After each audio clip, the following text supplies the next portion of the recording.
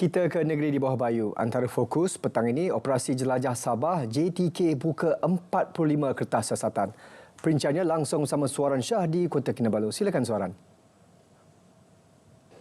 Ya, sahih. Jabatan Tenaga Kerja JTK membuka 45 kertas siasatan hasil pemeriksaan 80 premis majikan menerusi operasi jelajah Sabah bilangan 4 2024 di sekitar Kota Kinabalu dan Papar. Antara kesalahan dikesan gagal menyimpan data pekerja, gagal menyediakan kontrak perkhidmatan pekerja dan gagal menyediakan slip gaji pekerja.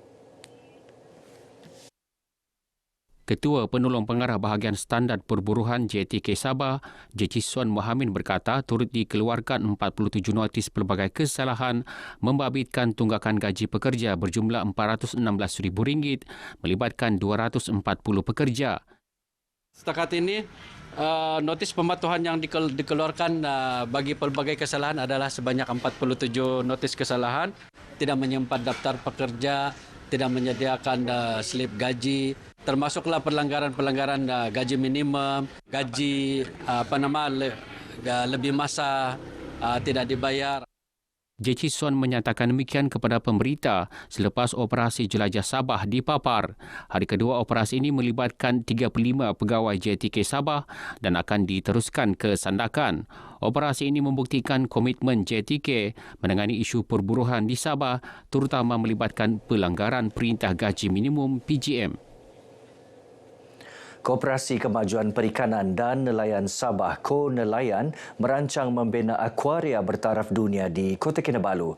Projek mega itu antara inisiatif jangka panjang Ko Nelayan bagi meningkatkan sosioekonomi selain menjadi tarikan baharu pelancongan. Pengerusi Ko Nelayan Kong Sun Chai berkata, akuaria berkonsepkan akuarium itu bakal mempamerkan pelbagai spesies ikan yang terdapat di perairan Sabah. Maksud saya dia berkelas seperti world class lah, ya. Sebab di Sabah kita belum ada akuaria yang satu yang betul-betul yang proper punya kan. Jadi kami berbincang, tapi masih lagi dalam perancangan. Mudah-mudahan dengan itu perancangan kami didengar oleh CM juga lah. Kong berkata demikian kepada RTM selepas program pelepasan ikan ke kolam pancing kerapu Ko Nelayan di Taman Mini Aquakultur Tuaran. Dalam perkembangan berkaitan, beliau memberitahu Ko Nelayan juga dalam proses membangunkan dan melengkapkan peralatan untuk Aquatic Gallery Ko Nelayan. Galeri ini dijangka siap penghujung tahun 2024. Ia bakal menjadi hub informasi mengenai perikanan akuakultur termasuk spesies ikan bernilai komersil, tumbuhan akuatik dan informasi ternakan ikan. Usaha meningkatkan kesedaran masyarakat mengenai kepentingan penjagaan alam sekitar terus dipergiat. Ini termasuk melaksanakan program penanaman pokok sebagai usaha mengatasi pencemaran. Menteri Pelancongan Kebudayaan dan Alam Sekitar Datuk Christina Liew berkata 210 pokok telah ditanam di sepanjang Sungai Telipuk melalui program sambutan Hari Alam Sekitar 2024. Ia melibatkan pokok kelapa dan pokok sakura. Datuk Christina berucap merasmikan sambutan Hari Alam Sekitar 2024 anjuran Jabatan Perlindungan Alam Sekitar di Taman Perindustrian Kota Kinabalu. Teks ucapannya disampaikan Ketua Penolong Setiausaha Kanan Kementerian Pelancongan Kebudayaan dan Alam Sekitar Murad Abdul Rashid. Sempena program ini, Sandy Adelia Chin Lisan dari SK Lokyuk Telipuk memenangi pertandingan melukis bertemakan perlindungan sungai bagi kategori sekolah rendah. Manakala bagi sekolah menengah dimenangi Fiona Fernanda Catherine dari Sekolah Menengah St. Peter Telipuk. Mereka masing-masing menerima hadiah wang tunai RM500 dan sijil.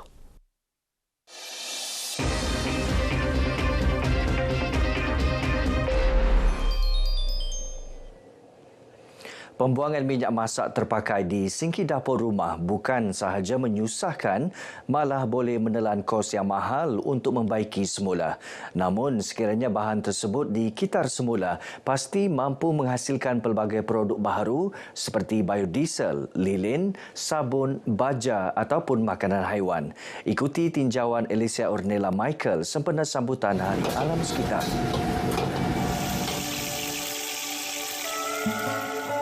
Jumlah minyak masak terpakai di longkang, pokok, tanah dan sebagainya pasti akan memberikan kesan negatif terhadap alam sekitar. Tapi, apa kata kalau bahan tersebut dikumpul dan kini ada peraih yang sanggup datang ke rumah untuk membeli tanpa bersusah payah? Masa tu tahun 2012, masa tu saya masih kerja tolong di kedai mamak saya lah. Lepas tu saya pun fikir, kedai-kedai sebelah tu, mana dia orang buang itu minyak kan? Mungkin dia buang pergi longkang kah atau buang manhole kah? Mungkin kalau buang begitu, mungkin tersumbat lah. Jadi dari situlah saya pelan-pelan cari minyak, pelan-pelan pergi tanya kedai, rajin tanya kedai macam mana dia urus tu minyak masak terpakai. Bermula mengumpul minyak terpakai dari kedai ke kedai, beliau akhirnya menubuhkan sebuah syarikat di Kota Kinabalu pada tahun 2014, diikuti Sandakan dan Tawau. Minyak masak terpakai ni kan, dia orang boleh proses jadi biodiesel. Jadi biodiesel ni dapat mengurangkan pelepasan gas-gas rumah hijau ataupun GHG kan, greenhouse gas. Jadi sana itu gas-gas itu boleh mencemarkan udara. Dari sana tu pakai biodiesel ni. Minyak masak terpakai pun boleh diproses menjadi lilin, sabun, biodiesel. Sebab kalau kita semula itu minyak, dia orang buang pergi longkang, pergi pokok bunga ke sana. Jadi mati pokok bunga. Longkang sumbat, hujan, banjir dan berbau, alam sekitar semua bau. Yang kami akan sharing sama kawan-kawan ataupun saudara mara yang terdekat, ini memang boleh menjadikan satu budaya yang baik di kalangan keluarga. Dalam singki ataupun dalam tandas memanglah membawakan bau yang tidak diingini ataupun datanglah lipas ataupun lalat yang so memang pentinglah. Dorang sendiri pun akan faham macam mana jaga itu alam sekitar kita. Sebab kalau tidak akan dia ada bau, dan juga kalau silap pergi laut sudah kan, jadi yang itu seafood kita makan tu, ikan-ikan, udang-udang, tidak sihat juga untuk kita punya badan kesihatan. 2 minggu 5 galon begitu lah. Kalau kami ini minyak kan buang di longkang kan, ingin kotor saja bagus kasih dia jual kasih orang. Bakata pepatah, kalau kita sentiasa menjaga alam sekitar, adalah pasti alam sekitar juga akan menjaga kita. Bukan susah menjaga alam sekitar, tetapi kita sendiri akan menjadi susah sekiranya alam sekitar tidak terjaga. Ambillah langkah perubahan kecil dengan mengitar semula minyak masak dan sampah bermula dari rumah.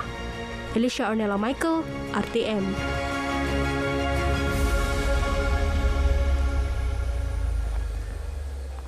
Baik, sekian perkongsian dari negeri di bawah Bayu. Kembali bersama Sahi untuk lebih banyak perkembangan semasa dalam negara. Dari sungai hingga segara, Palestin pasti merdeka. Silakan Sahi. Baik, Suaran, terima kasih.